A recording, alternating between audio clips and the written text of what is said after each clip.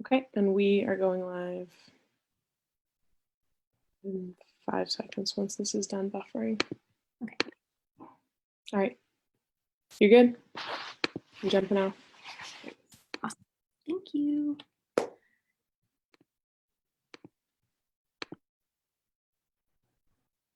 Great. Thank you for joining us, everybody. My name is Sarah Curran. I'm the Director of Programs and Partnerships for WPLN. That's Women's Public Leadership Network. Thanks for joining us.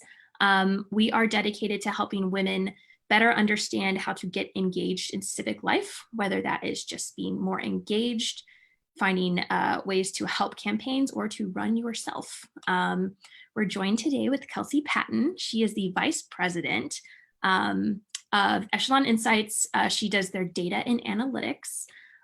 So we're here to talk about absentee and early voting. Kelsey, do you want to give us a little bit of background on your career and why your interest in this area is pertinent to today's discussion? Yeah, absolutely. So, my background is really in all things data for campaigns. I've been at Echelon Insights now for about 1.5 years. Before that, I worked on campaigns and at the NRCC as well as their data director. But I came to join this firm because I really felt like it embodied how we make better data-driven decisions for our campaigns.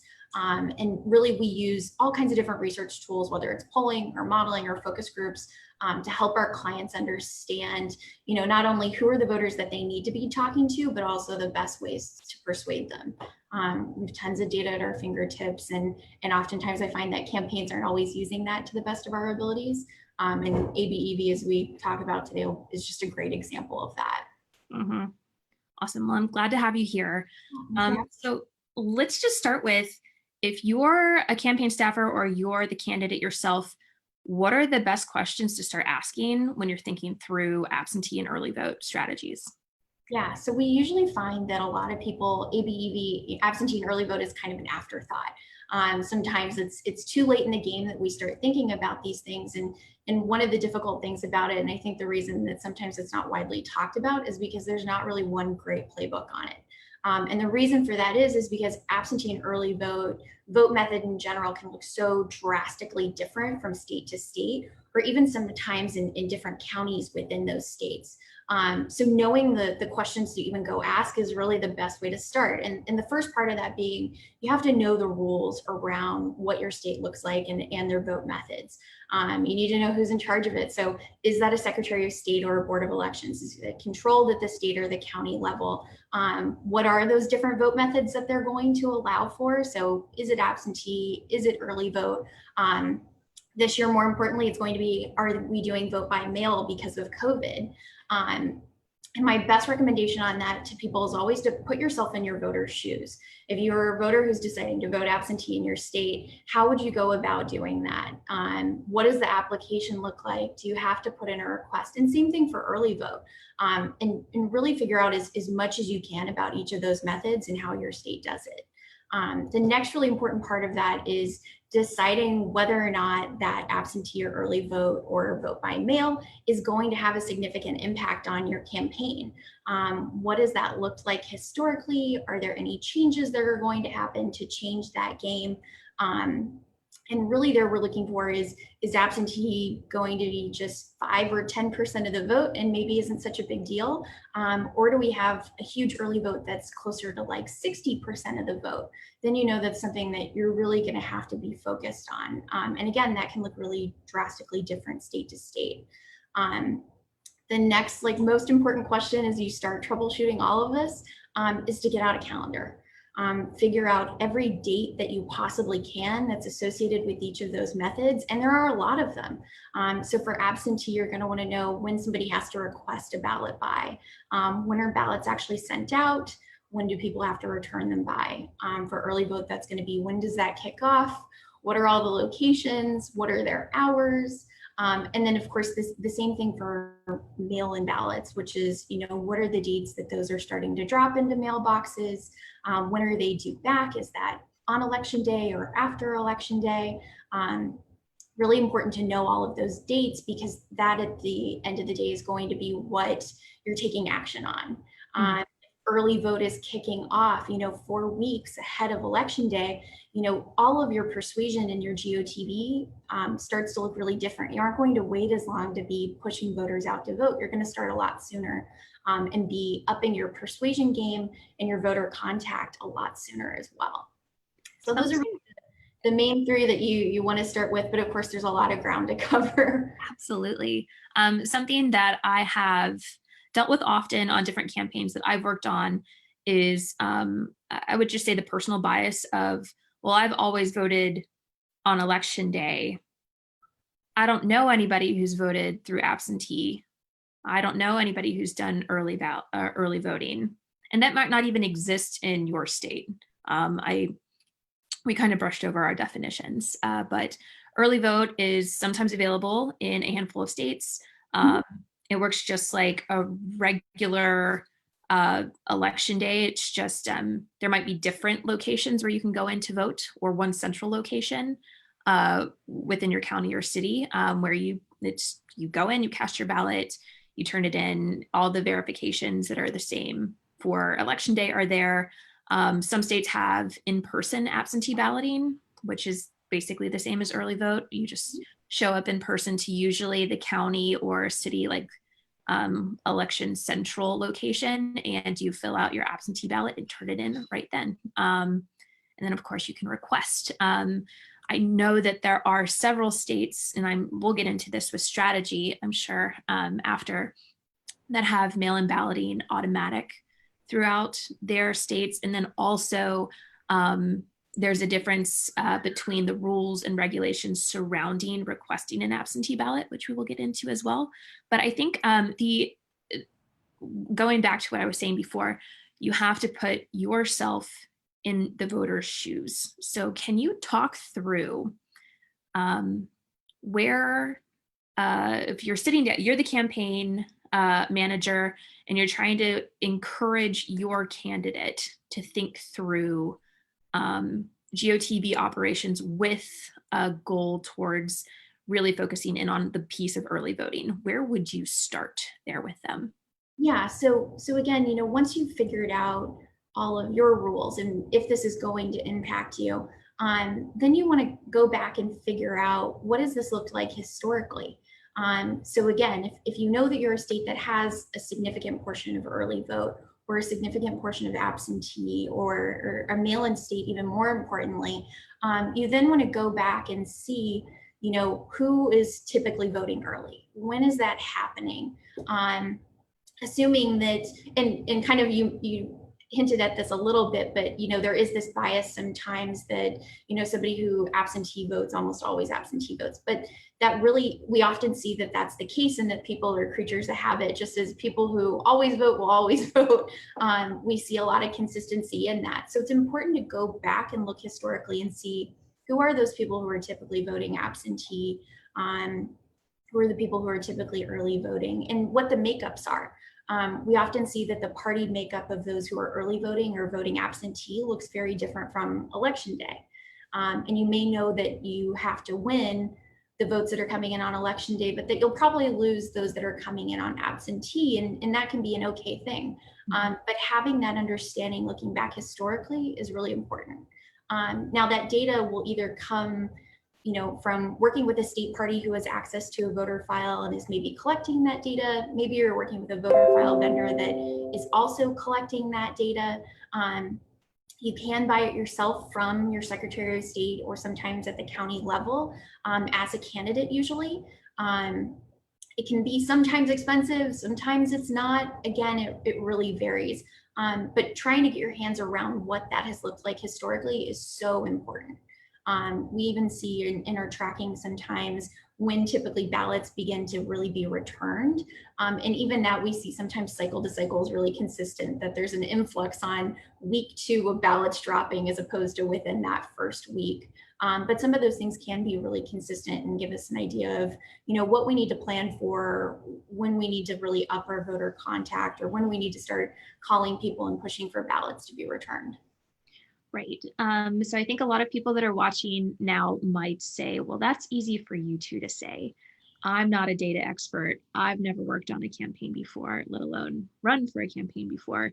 Do you have to be a data expert to know how to even dive into the data to be able to figure out where to set those goals, how to put together your parameters for what success looks like?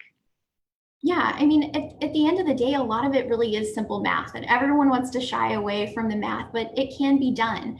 A lot of these voter sets, especially if you're working in a smaller area, if you're in a legislative district, there aren't really that many voters to begin with, and that data set then becomes, I feel like, a little less intimidating. It can be challenging. I would be lying if I said otherwise, but grab a college kid who's excited about using an Excel worksheet and see if they can help you through it. A lot of the data can be manipulated that way. If you're in something larger, it does become a little bit more challenging to deal with that voter file and the data that's coming in. But really the most important thing is, even if you aren't able to get under the hood and see exactly who is casting ballots, know at least that either that absentee and early vote, or whether it's mail-in ballots, is it really going to affect your campaign? And you may not be able to know exactly how many Republicans are going to cast an absentee ballot, but if you know that it's only 10% or 5% of the vote, then you know that it's probably something that you don't have to spend a lot of time on. You can probably continue to persuade or continue to turn out voters as you would normally, and continue to just target your people. Now, if it's something more significant like early vote, and you know that it's going to be 50% of the vote, you know that changes your timeline. You have to back everything up. Again, you may not know if you have to win or lose that early vote, but you know that you have to at least start really persuading people heavily much earlier on. And so how does that affect your GOTV planning? Yeah, it count that. really backs it up. So in a scenario like that, if early vote is starting 4 weeks out or 3 weeks out, you know that once early vote opens up and it's significant, that's the time to push your voters to the polls. You may still be persuading some of those swing voters during that time, but the people that you're pushing out at that point need to be the votes that you have in the bank, or people that are certainly going to be voting for you, whether that's a modeled audience or people that are strong Republicans, if you're a conservative candidate that's doing that. Now, why would it be advantageous for campaigns to try to push their voters to vote early? What advantages does that give the campaign? Yeah, so anytime it frees up resources for later. And if you are someone who's able to know who has already voted, which again is a data set that should be available to you, then you're able to eliminate waste. Instead of pushing those same voters over and over again to get out and vote, then you can say, well, we already know that this group has voted, so we can stop contacting them. And you can shift resources to a different spot. So really it allows you to kind of eliminate some of that waste and free up time and resources to either continue persuading voters or to push other voters to the polls. And so, like in reality, when a voter votes, how does that come back in the form of data that a campaign can actually use? Yeah, so a voter file, so actually I should start with, whenever a voter votes, that's something it's information that's stored. Each voter has a unique ID that's assigned to them by the state. And if you're working with a state party or a voter file vendor, they also have an ID that's assigned to that person. Think of it as a social security number for voting is the best way to think about it. And information is stored on that voter, and the main part of that being when they voted before. So as someone early votes or votes by absentee, that data is stored. And typically we see it as the easiest way to think about it is on each line you have a voter, if you're looking at a spreadsheet, and each column tells you how they voted. So whether that's historically in an election or in the current election. And typically we see that it's stored using dates. So usually there's an absentee ballot sent date. And if they were sent a ballot, there's a date present on that line for them. If they returned a ballot, we see a date that shows up on the day that they returned. If they early voted, we see a day that shows that they early voted on that day. So again, it's a pretty simple data set when you're looking at it, learning to manipulate it and then to match that back to a voter file. Hopefully you're working with a vendor on and they can help you to simplify some of it, but it can be done. Great. One thing, since we're all experiencing the COVID effect right now when it comes to what forms of voting we are going to use when we personally go vote, what information do candidates and their staffers need to know and have available to share with voters in their district? Sarah, you're gonna have to say the first part of that again. Sorry, you cut out. Right. For dealing with COVID, there are tons of new methods that are available to some voters, but also voters will be using that they haven't prior, probably mail-in ballots to elderly, more vulnerable communities. What information do candidates and campaigns need to have available to help voters know where to go, what to do, and what dates to do that within? Yeah, so you definitely want them to know the date when their ballot has to be returned by. With absentee or mail ballots, that's really the most important part. You want to be constantly pushing those who haven't yet returned ballots to be returning. That's by far the most important thing, especially with mail ballots, since a lot of them will be getting them. And my recommendation would definitely be to focus on those who, just if you were turning them out to the polls, those who are a little bit more low propensity, those who you trust are going to be voting for you, but that maybe are not as consistent. We've typically seen when we have states that switch over to mail voting, that those who have always voted are still the people who are consistently returning ballots. So you don't want to waste your time contacting those who have definitely voted in 4 out of the last 4 elections, but those who maybe are less consistent, but again, that you're confident are your voters, are those that you want to focus on. But really, anytime that you can provide information to your voters on certain dates, on certain locations where they can be voting, all of that is helpful. Usually it's easiest to drive them to a site where they can find the information that's specific to them. And you don't end up in a spot where you've given a voter incorrect information, which can be really harmful. But anything that you can do to just get them to push to take that one action, which is probably going to the polls or returning their ballot. That's true. I've noticed that because of COVID, a lot of polling places have either had to new locations or they're combining locations. So all that you are dedicating, sure that you have called your local election authority to figure where those changes have taken place and that you can get on some sort of mailer and alert system to make sure that you're aware of any kind of last minute changes for that reason, especially when you're trying to push folks to early vote or just even vote in the general. And that really goes for all things ABEV, which is any time that you can be tracking changes, especially this cycle, of course, we'll have all kinds of changes, but that's not unusual in a lot of these states to have things that are changing cycle to cycle, and identifying what those are can help you troubleshoot kind of what are some of the new issues that you may run into that you haven't before. A lot of people are often concerned with where we're placing these early vote locations. Is it going to be in a precinct or an area that's really friendly to you or not? You may have to push more of your voters there, knowing that it's an area that maybe Republican candidates don't typically perform as well in. So we have a couple questions. Great. Are voters more likely to vote absentee in a local election or a federal and presidential election? Yeah, so we typically always see higher turnout in presidential or general elections. That's by far, we of course know that, and that's always the case, but that really isn't any different for early voter absentee. Now, where we may see absentees be higher is if you are in a state that has a rule where somebody is able to request absentee ballots for multiple elections in advance. Sometimes a lot of our seniors are like that. They can request for many elections ahead of time. They always get their ballots. They always return. Those are usually people who are really consistent. And again, that you probably aren't even going to have to chase down their ballot, nor should you waste time doing so.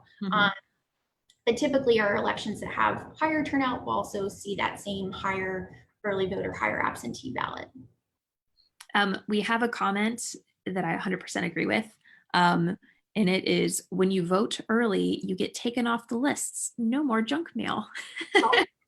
And you'll even see campaigns sometimes that, you know, as they're dialing and asking people to return their ballots, sometimes they'll tell them that and incentivize them when they're saying, you know, gosh, I'm so sick of hearing from you people. I've seen campaigns before that turn around and say, well, then please just go vote and we won't be calling you anymore, because it is easy to then eliminate those folks. It's a win-win situation. Win-win. I know we talked about the data. I just want to drive this home. Where do candidates in campaigns get data from? Yeah, so my first recommendation is to go to your state party. They have access to a voter file. They should be able to give you access to that data and even help you manipulate it. So that's really one of the best places to start. You can also work directly with a voter file vendor. There are a number out there who should also have this information available and be able to give you access to it in a way that you can manipulate it and use it as well. So those are two ways to do it. If you're really flying solo, you can always contact your Secretary of State or their election boards and get access to some of this data sometimes as well. Every state is completely different on that. Again, some of that information is controlled at the county level. It's all a little different. And the pricing is also very, very different. So if you can get it from free somewhere, I highly recommend that. Yes.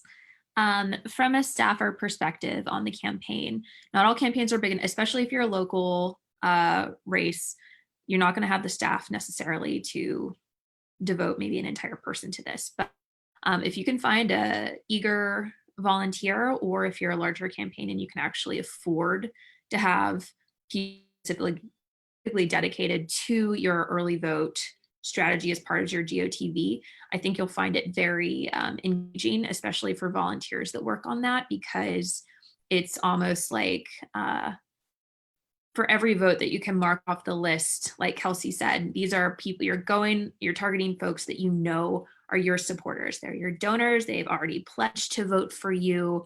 You can get them off the list. It helps the rest of your comms team and everything figure out last minute strategies. Kelsey mentioned it helps free up resources. Think about those last minute mailers, those last minute, all your digital ads that you would do. You can take that person off your call, one less door knock, one less ad, one less mail piece. All of those direct voter contact methods, all of those people can be weeded out. If you're really on your game, you can do it every day and refresh and take those people off of your list, because those definitely are precious minutes and precious dollars in those final weeks. Something that I know can be confusing for folks that are just getting into this world is kind of biting off more than you can chew. And depending on where you are, how active your party is, there's always the chicken and the egg. I need to register more voters, get more people to request an absentee ballot or send them out to do early voting. Just from your vast experience, what is it worth the time invested to try to change voting behaviors and voting habits in folks that you do not know or that don't have those pre-existing markers within their file? Yeah, if you're doing that, you want it. So anytime you're trying to push a person to do something like that, it first of all has to be a banked vote, right? It has to be someone that you know is definitely going to be voting for you. So if that's somebody who hasn't registered, that's probably worth it. Pushing them to a voting, I usually think about it this way, which is you really only want to ask a voter at that stage to take one action. So if you're asking them to, request an absentee ballot and return an absentee ballot, that's then 2 steps. And God forbid at that point too, that they weren't already registered, then they have 3 that they have to take. So for that, it's typically not worth it. Now, if they're getting a mail-in ballot, the one thing you want to be asking them to do is return the ballot. So that's typically why it's easier to just push people to vote on election day or to vote early, because you're only asking them to take that one step. If absentee ballots are really hard to do in your state, if they need to have an excuse, if you need to request, if you had to request in person, all of those things mean that you do not want to be pushing voters to do that. You want to have them take as few steps as possible and really just make that one ask of them. So as much as possible, I wouldn't be trying to switch up their voter methods. People are creatures of habit in many things, and voting definitely falls into that category. Absolutely. We could keep going deep down the rabbit hole here, but I'm going to give you the final word. Advice, anything we haven't talked about yet that you want to hammer home to folks watching? Yeah, so, I think that the big takeaway in all of this is that there is a lot going on, and COVID is only going to add for that. But I think as you deal with something like absentee and early voter or anything on your campaigns, to really focus on what is actionable and what will change the game.